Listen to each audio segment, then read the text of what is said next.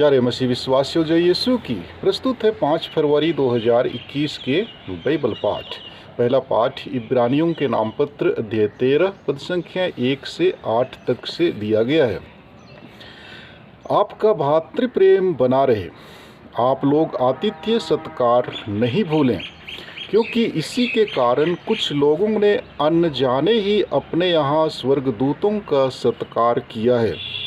आप बंदियों की तरह इस तरह सुध लेते रहें मानो आप उनके साथ बंदी हों, और जिन पर अत्याचार किया जाता है उनकी भी याद करें, क्योंकि आप पर भी अत्याचार किया जा सकता है। आप लोगों में विवाह सम्मानित और दाम्पत्य जीवन आदूषित हो, क्योंकि ईश्वर लंपटों और व्यभिचारियों का न्याय करेगा। आप लोग धन का लालच ना करें। जो आपके पास है उससे संतुष्ट रहें, क्योंकि ईश्वर ने स्वयं कहा है, मैं तुमको नहीं छोड़ूंगा, मैं तुमको कभी नहीं त्यागूंगा। इसलिए हम विश्वस्त होकर यह कह सकते हैं, प्रभु मेरी सहायता करता है, मनुष्य मेरा क्या कर सकता है। आप लोग उन नेताओं की स्मृति में कायम रखें जिन्होंने आपको ईश्वर का संदेश सुनाया, और उनके जीवन के परिणाम का मनन करते हुए उनके विश्वास का अनुसरण करें। ईसा मसीह एक रूप रहते हैं, कल, आज और अनंत काल तक। यह प्रभु की वाणी है। राज का सुसमाचार पाठ संत मार्कुस के अनुसार अध्याय 6 पद संख्या 14 से 29 तक से लिया गया है। हेरोद ने ईसा की चर्चा सुनी, क्योंकि उसका नाम प्रसिद्ध हो गया था। लोग कहते थे, यूहन्ना बपतिस्ता मृतकों में से जी उठा है, इसलिए वह ये महान चमत्कार दिखा रहा है।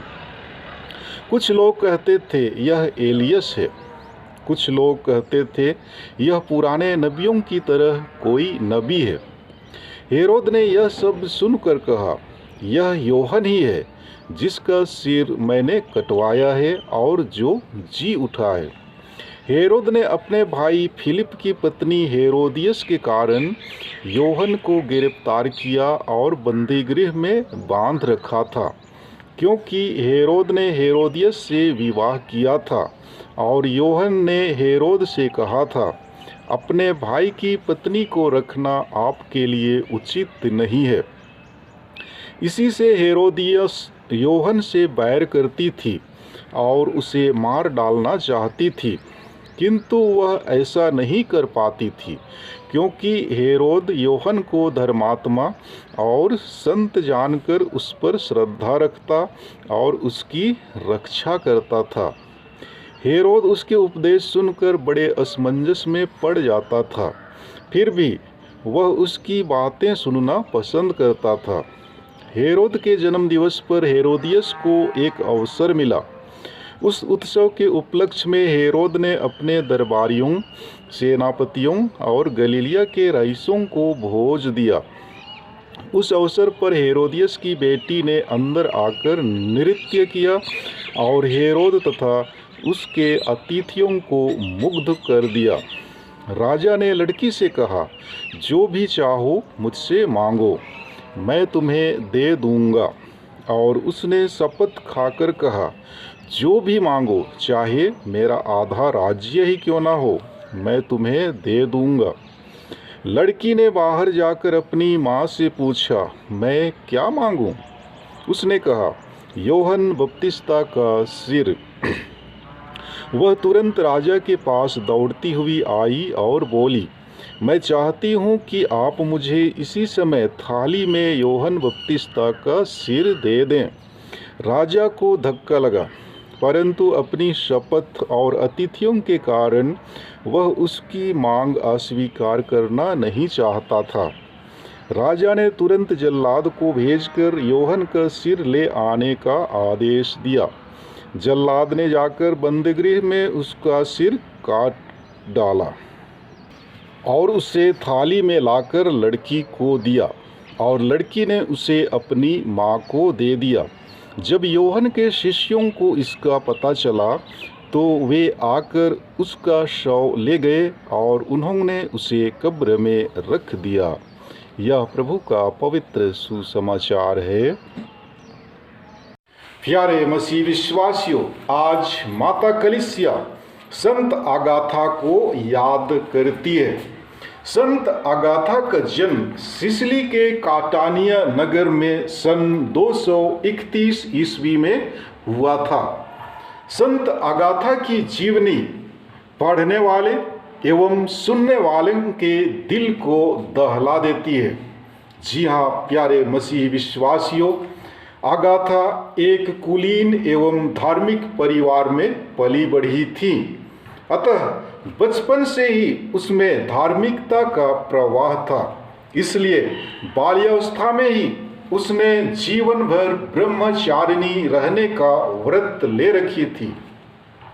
जब वह यौवनावस्था में पहुंची तो उन्हें कई प्रकार के विपत्तियों का सामना करना पड़ा और जीवन भर ब्रह्मचारिणी रहने का व्रत में अडिग रहते हुए उन्होंने अपने जीवन के अंत तक अपनी शुद्धता की रक्षा की। कहा जाता है कि उस समय क्विंतियन नामक एक व्यक्ति था जो राज्यसभा का सदस्य था। वह अगाथा से शादी करना चाहा, लेकिन उसे पता चला कि अगाथा जीवन भर ब्रह्मचारिणी रहने की व्रत रखी है। तो सबसे पहले तो उसने अगाथा को शादी करने के लिए राजी करने की कोशिश की, लेकिन अगाथा अपने वचन पर अडिग रही। तब क्विंतियन गुस्से से लाल पीला हो गया और ईसाइयों के विरुद्ध राजाज्ञा का भय दिखाना शुरू किया। अगाथा उस व्यक्ति के चंगुल से बचने के लिए ईश्वर से प्रार्थना करने लगी, लेकिन क्विंतियन के दिमाग में मानो शैतान सवार हो चुका था। अतः उसने अगाथा को अफ्रोदेसिया नामक कुलटा के हवाले कर दिया, जो अपनी 6 बेटियों के साथ वेश्यालय चलाती थी। वहाँ पर अगाथा को अपने पथ से विचलित करने के लिए लोगों ने कई तरह से उसे सताना शुरू किया, लेकिन अगाथा अपने विचार में पक्की थी। अगाथा को उस पाप महल में लगभग 1 महीने रखा गया था, लेकिन उसके विचार में कोई परिवर्तन ना देख क्विंतियन ने उसको भयंकर पीड़ा पहुंचाने की धमकी दी। लेकिन अगाथा डरी नहीं और कोर्ट में उसने घोषणा की कि वह प्रभु की दासी है, उसे किसी का डर नहीं। अगाथा की बातों को सुनकर न्यायकर्ता ने उसे बेरहमी से पीटने एवं जेल में डालने की आज्ञा दी। उसके बाद कई दिनों तक अगाथा के विरुद्ध कचहरी में मुकदमा चलाया गया, लेकिन उसका जवाब एक ही था, मैं प्रभु ईसा मसीह की दासी हूँ। अगाथा की जिद को देखकर क्विंतियन का गुस्सा बढ़ गया और उसने अगाथा को शिकंजे में कसने और तानने की आज्ञा दी। कहा जाता है कि उस जमाने में कैदियों को दंड देने का वह बड़ा ही दर्दनाक तरीका था। कैदी को शिकंजे में तानकर आंतताई अंकुश वाले कोड़े से मार मार कर उसके शरीर का मांस नोच लेते थे। साथ ही जलती हुई मसालों से उनको झुलसते भी थे। संत अगाथा इन सभी यंत्रणाओं को बड़ी खुशी एवं धैर्य के साथ झेलती रहीं। उनका असीम धैर्य और असह्य पीड़ाओं में भी उनको प्रसन्न देख क्विंतियन ने अगाथा के वक्ष को बुरी तरह से कुचल डालने का आदेश दिया। इतना ही नहीं, उस शैतान ने अगाथा का स्तन भी कटवा डाला। लेकिन मेरे प्यारे ख्रिस्त विश्वासियों, ईश्वर अपने भक्त को कभी नहीं त्यागता है। ऐसा कहा जाता है कि अगाथा को संत पेतरुस के दर्शन हुए और कैदी की कोठरी रोशनी से जगमगा उठी। संत पेतरुस ने उनको धैर्य बंधाया और उनके सारे घाव चंगा कर दिए।